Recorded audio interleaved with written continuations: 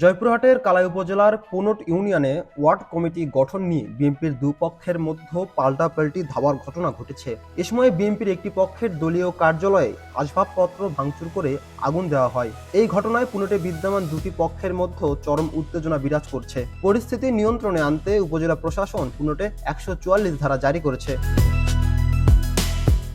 স্থানীয় সূত্রে জানা গেছে, পুনট ইউনিয়নে বিএনপির বিভক্তি আছে।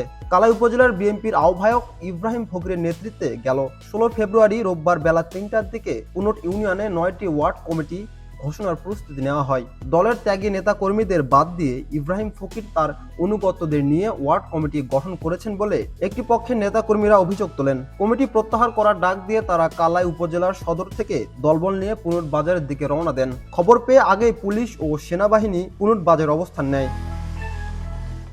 ১৪৪ ধারা জারির কারণে বিএনপির ওই পক্ষ পুনট বাজারে যেতে পারেননি। ইব্রাহিম ফকির পুনট বাজারে দ্রুত ওয়ার্ড কমিটি ঘোষণা করে দেন।